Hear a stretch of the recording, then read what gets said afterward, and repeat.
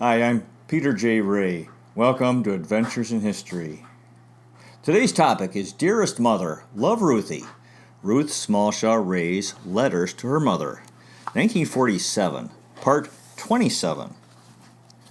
Florida School for the Deaf and the Blind. St. Augustine, Florida. February 18th, 1947. My dearest mother, darling, I've felt so neglectful, and even more so when the letter came back for more postage. Believe me, I'll try not to let it happen again. It's almost midnight now, and I made up my mind to write to you tonight. It's amazing how time slips away. But I'm always thinking of you, dear, and hope you got the 3 little parcels okay. At least the one on Valentine's, I hope. We had our little Valentine party at school, which was quite cute. Excuse me. Although I had more fun helping the kiddies make the Valentines. I stayed till about 6 one afternoon, redecorating a Valentine box for our cottage and making Valentine decorations. Everyone liked them, so it was worth it.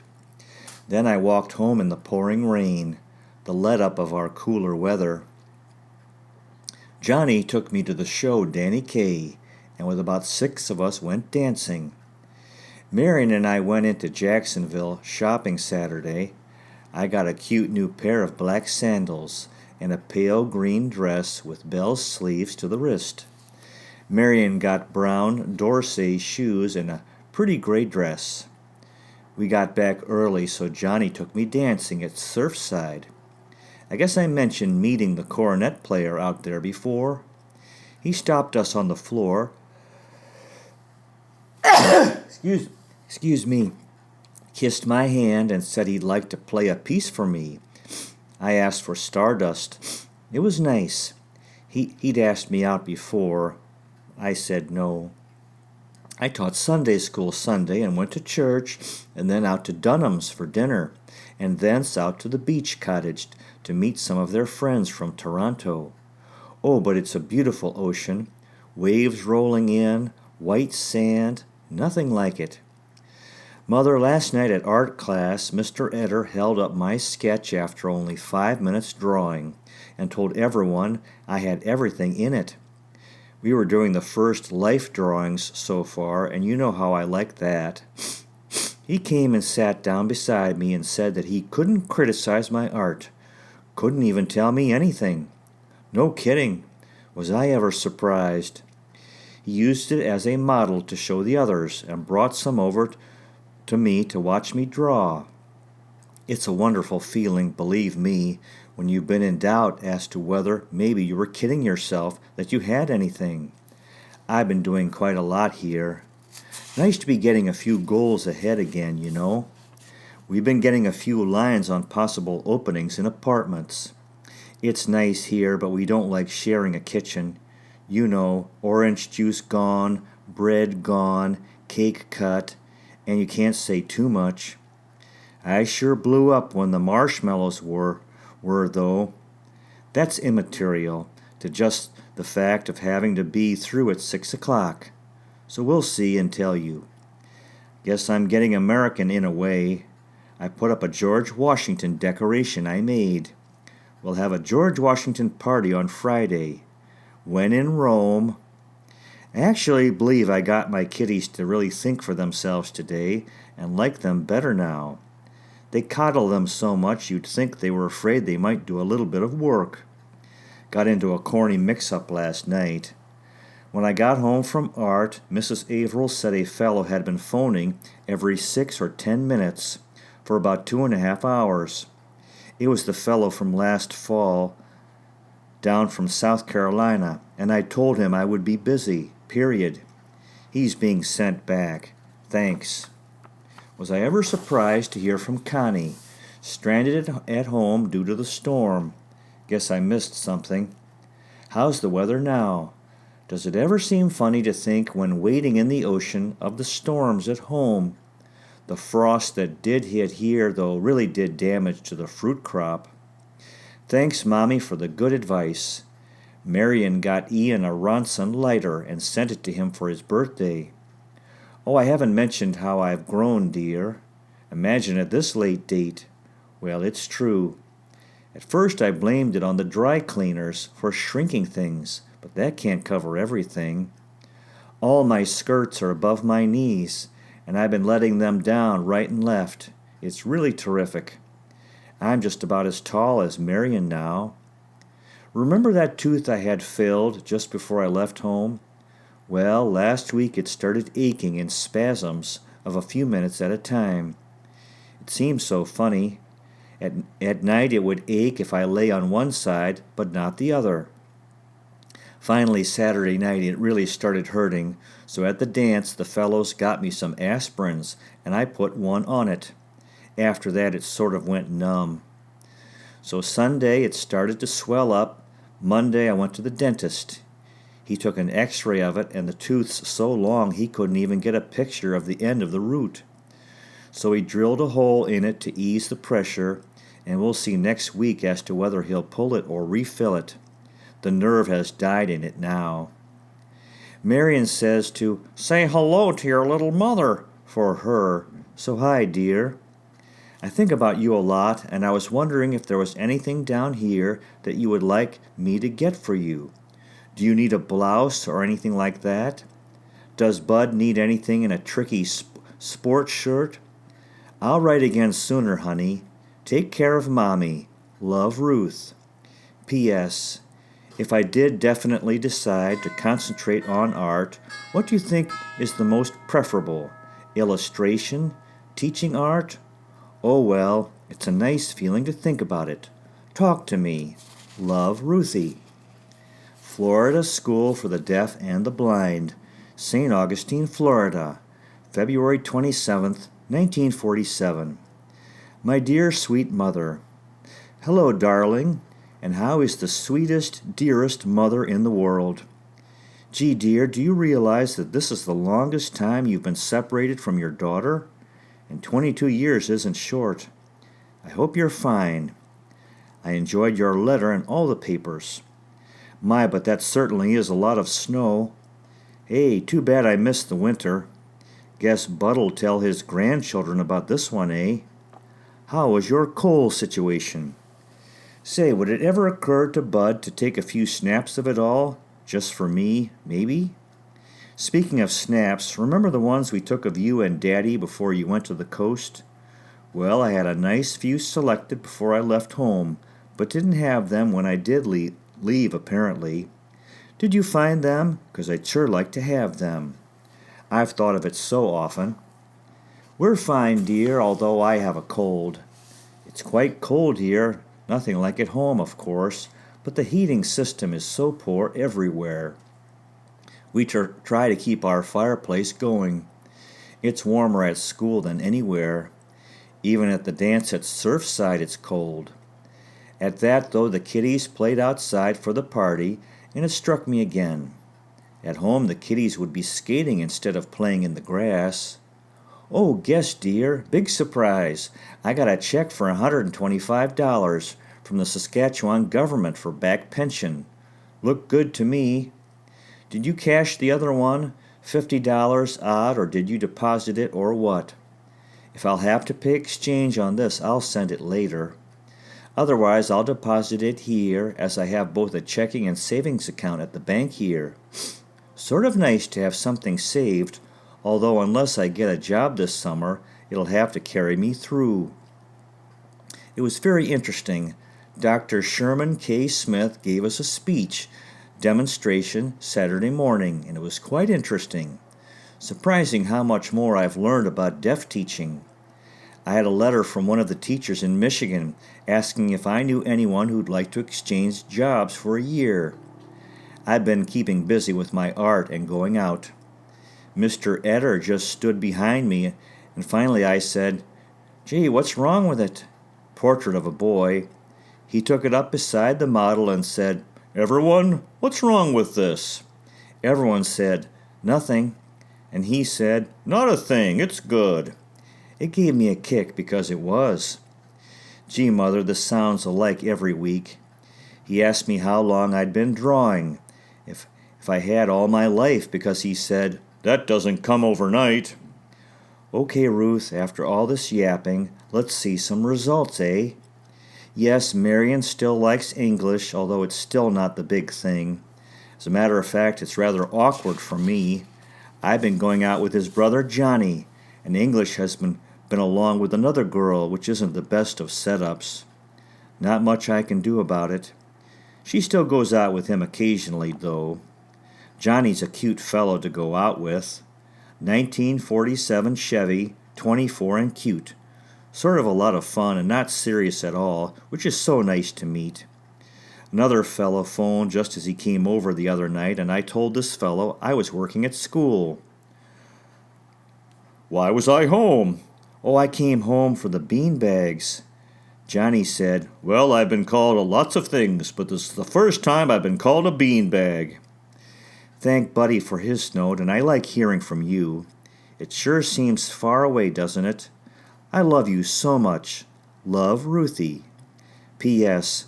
I'm giving up sugar and candy for Lent, and with 3 kiddies with boxes of chocolates at school. John L. Lewis was supposed to have stayed here at the Ponce 3 weeks ago. Some fellows said it was a secret then, though. Love, Ruthie. 28 Water Street, St. Augustine, Florida, March 3rd, 1947. My dearest mother. Hello, darling. I got your very sweet letter, and it made me so happy to get it. As you probably have figured out, letters from you posted Wednesday get here Saturday morning, which is always so nice. And speaking of that, could you tell me the date and time my last letter was postmarked, and also when you got it? If you can, dear, thanks. I also enjoyed Bud's personal account of the storm. It really was quite the thing, and so much more interesting to read the accounts in the paper after hearing it was with you. Really lots of snow and blizzard. Gee, just a little bit of cold here and we complain. They say it's the coldest winter here since 1895, so quite general, I guess. They say that last March they went swimming, so we'll see. We had a terrific rainstorm Friday and Saturday morning. You'd be amazed to see how much rain can fall, and then a few hours later be all cleared up. It thundered and lightning all night. Friday afternoon, I went to the dentist again, and he put some sort of packing in the hole he drilled in my tooth. That really felt grim, as a matter of fact. If my last letter was rather corny, my tooth was bothering my thoughts. However, Friday night it really did hurt. Johnny phoned, but I was feeling so grim that I took aspirins and went to bed. So I went back to the dentist, and he took out the packing and put in a sedative. I walked around the block and decided I couldn't stand it any longer and told him to take it out, the tooth. Well, gee, it was so darn long and my jaw was swollen to start with, so it was rather grim. It went down a bit, so I went out with Johnny Saturday night. He's going to get tired of going out with a girl with a swollen face and sore tooth all the time. However, he was very sympathetic. I sat up in bed when I got home from the dentist and bawled for Mommy. Boy, did I need babying. Guess you raised a big sissy. So Marion babied me and told Johnny to be good to me. He always is. It's rather an awkward situation. English is still taking out another girl. He's made it sound to Marion as if we had a good time together, so I had to have a heart-to-heart conversation and straighten things out with Marion. It's not going to make Marion and I bad friends, and that's for sure if I can help it. Well, I taught Sunday school Sunday morning, but when I got home my face really started swelling up, so with ice packs all day, I went back to school today, but left early, and the dentist probed around a bit to get the abscess poison to come out, I guess. It's still quite bad. Boy, do I detail my operations, eh? You know, I was thinking about crabbing over my tooth, and then remember you planned to have quite a lot done this winter, but by your letter you hadn't had to. Swell. Oh, incidentally, Bud, at the dance at Surfside Saturday, a fellow had a sweater identical to the one I sent Bud. So I told everyone about it, and they liked it too. Glad you do. And about the earrings regarding Mrs. Newman, I couldn't get her any. Aren't you glad? No, really, there's a store in town that just puts out a few different pieces of different jewelry, and I noticed those and thought you'd like them. Maybe someplace else they might have lots, but I haven't seen any others. I saw a band brooch, but it was $12, so didn't think you'd want it too. I noticed today that they have little crown earrings and brooch, but didn't price it as it has wine stones in it. I knew you'd like them, but not that color. You've often mentioned the radio programs. I do enjoy them here. We get all those you mentioned, but everything is 2 hours later.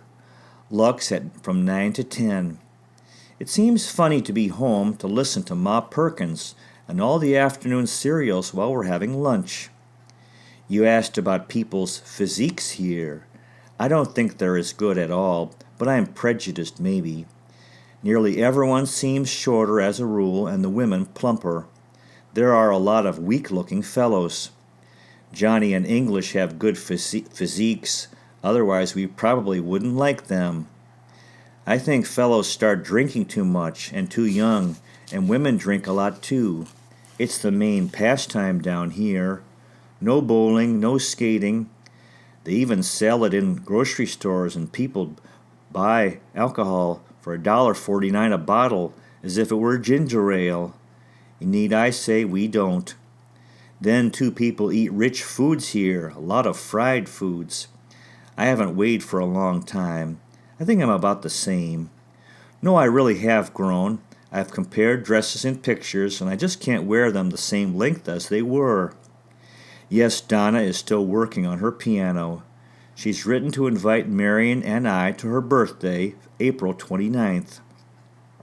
Marion had better hop home, she says. Yes, I saw Spellbound a long time ago. Yes, it was swell, and I liked it. Marion just got home from apartment tracing. She said Georgia wants Marion to get a doctor to look at me, and Mrs. King, one of the teachers at school, said that after I left, the other teachers got together and said they'd divide up my class among them, and I was to stay home tomorrow. And Mrs. Averill's granny here made me some coffee. All I really need is a weekend with my mommy, though. I love you, dear. Got the Onyx in Miami. Can't get it here either. I find it hard to get narrow shoes, and right now there are so many plastics and patents that I don't like so much. I love you. I love you. Love, Ruthie. Florida School for the Deaf and the Blind. St. Augustine, Florida, March 6th, 1947. My dearest mother. Hello, darling. How nice to get your letter tonight, and just at supper time, and so quickly, too, from Tuesday until Thursday. But I was so sorry to hear about your tooth acting up. It really must be quite miserable, and I certainly hope that it's better by now, dear. What a coincidence, though. Like mother, like daughter. It was the fifth from the front lower left that I had trouble with. Now I have the same one on each side out. It's really feeling much better, but what a time. I guess I looked pretty terrific because when I came back to school yesterday, everyone said, "Oh, you look so much better." I was really glad that it did clear up. The dentist had told me to go to the doctor and have him give me some penicillin if it didn't get better.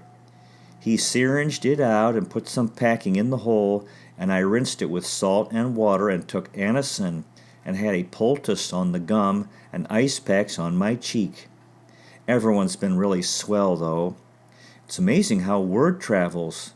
Even Dr. Settles came down to my room to see how I was. Georgia phoned school, and even the night watchman asked how it was. I'm on study hall duty every night this week, from 7 to 8:30 p.m., which is where I am now, trying to keep 80 girls doing their homework. I traded my first 3 nights, so we'll be on some next week, too.